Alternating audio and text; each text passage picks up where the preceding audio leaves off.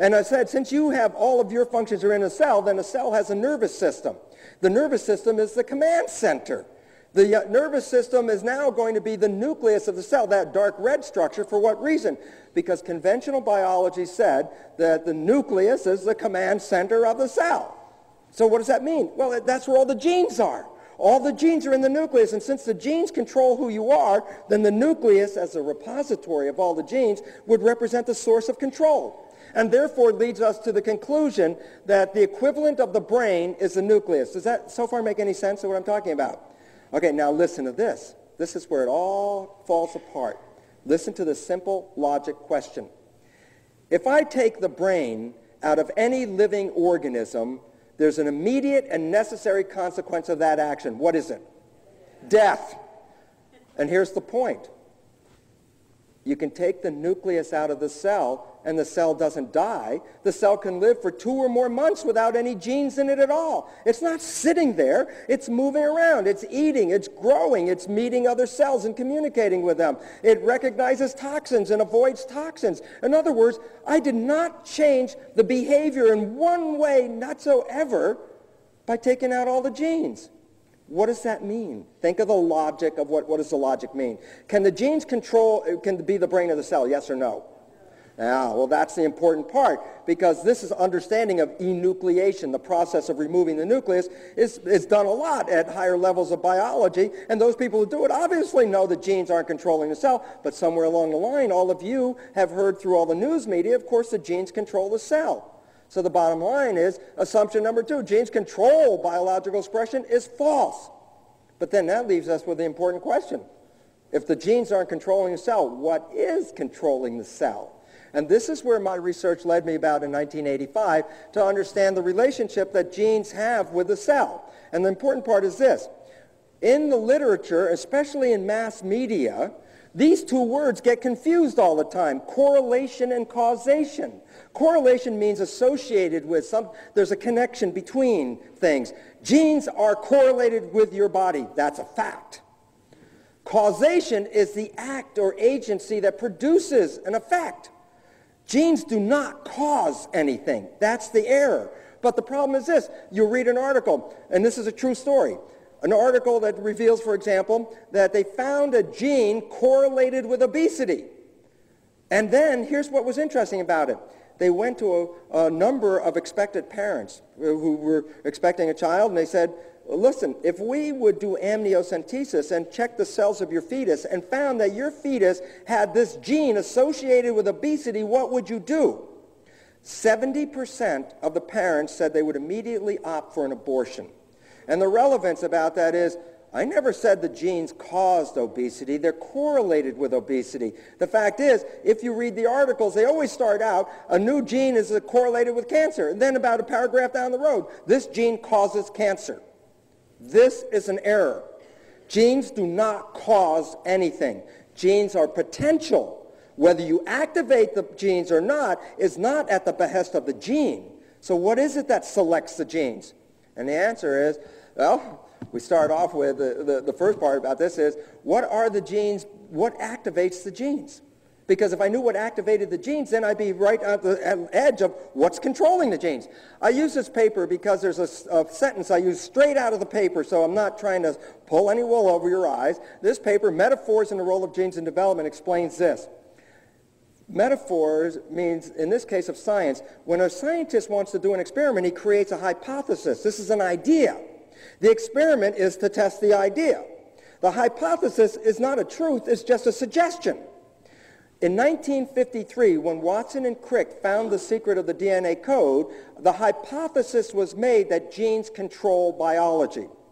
But that was in 1953. That was 50 years ago. And the issue is this. If you keep repeating that over and over again, at some point, you forget that it was a hypothesis. At some point, it becomes a truth. And so we buy the truth that it's in major textbooks everywhere. Genes control, genes control. And the answer is, do genes control? This paper reveals in this sentence by Niehaus the truth. When a gene product is needed, a signal from its environment, not an emergent property of the gene itself, activates expression of that gene. Well, the third line, not an emergent property of the gene itself, means this. Genes are blueprints. A blueprint is not on or off. A blueprint is just data. If you had a blueprint to a house, is there an on and off to your blueprint? No. The blueprint doesn't go on and off, but what goes on and off is who's reading the blueprint. And the point is, genes are blueprints, but they don't determine if they're going to be read or not. And when it says what makes it read, the answer is a signal from its environment. Well, let me explain exactly how genes work. This is a picture of a nucleus of a cell that's isolated. That's where all the chromosomes are. Then there's a broken nucleus from the same preparation, and you can see all the chromosomes are lined up out there. And you can see, for example, the two red ones. And the point about it is this.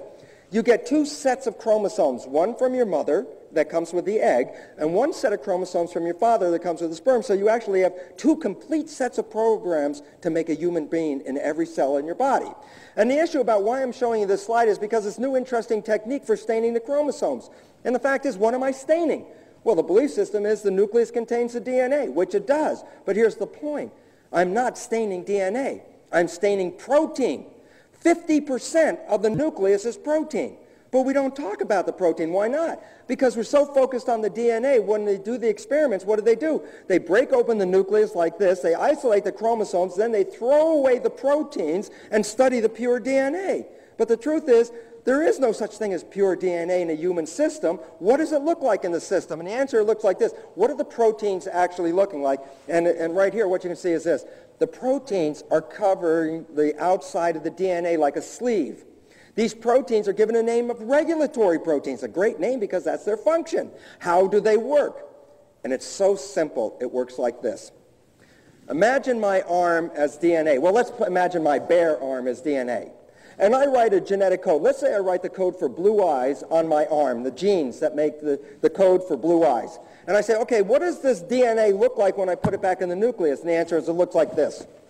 Can you read the genes or not? What do you have to do to read the genes? Say it. Take the sleeve off. Then you can read the gene because the code is written on the arm. So what's the sleeve? The sleeve is the protein. Well, how does a protein come on and off? And the answer is this. Here's a protein that is covering my DNA, and I change the signal by removing a signal or adding a signal. And what does the protein do? Change its shape, and when it changes its shape, it pulls away from the DNA. And the moment it pulls away from the DNA, I have bare DNA. Now I can read it. So the question is this. In order to read the genes of the cell, then what I have to do is affect the protein. So let's look at the flow chart now. Here's the current version of the flow chart. Remember before it was DNA, RNA, and protein, the conventional one that's in all the textbooks? And the answer is, well, that's incorrect. It's totally incorrect. For the answer is the DNA is covered by regulatory proteins. And to get the regulatory proteins off, the sleeve off so I can read the gene, I need an environmental signal. So the bottom line is this. You're not controlled by DNA. You're controlled by environmental signals. And this is what Niehaut writes in his paper. Just reading the yellow lines is the answer. You are not controlled by genes before it's a signal from its environment that activates the expression of the gene. So all of a sudden it says, wait a minute, then I'm not genetically determined? No, you're environmentally determined. And all of a sudden, so we have to talk about how does that happen? Let me explain the mechanism. First of all, what is the environment? Well, the environment, there are two environments that affect all of us. There's an internal environment under your skin, the environment of your physiology, your blood composition, the temperature of your body, the amount of sugar in your body, the amount of nutrients available, the information. This is the environment on the inside. Yet, what is the other environment? The environment on the outside controls us. Why? Because when we live in that environment, we have to adjust ourselves to what's ever happening. And to adjust ourselves, then we change our genes to adjust to the environmental signals because the environmental signals elicit the gene action. So the question is, so where's the brain of the cell? And the answer is, the brain of the cell is the membrane. It is the skin of the cell. What about our belief that the brain of the cell was the nucleus? And the answer is this. Science is a male-dominated profession. And since males think with this, they made the brain of the cell. But the bottom line, I'll tell you what the nucleus is. The nucleus is the gonad of the cell. Why? What is the function of the nucleus? to make the programs and blueprints to replace the parts. So when I need new parts, I go to the gonad to give me reproduction. So the nucleus is for reproduction. It's not for brain. The brain of the cell is the membrane, and I don't have a lot of time to go into exactly why, but you have to understand that the membrane is the most primitive structure in biology. The most primitive organisms have just a single membrane. They don't have anything else in that, and all their functions come from the membrane. So if we understand the membrane, we can then understand how it works. So let me illustrate, for example, how it works. Here are cells on a surface of a culture dish, and if I look at the membrane and I cut into the surface of the cell, this is what we see. That the surface of the cell looks like this layered structure right here that separates the outside environment from the inside environment. The yellow in the middle is like oil. And as a result, the membrane is a barrier that separates the outside from the inside because water can't go through the middle of the membrane and carry information across. So the self on the inside, under the membrane, is separated from the environment on the outside.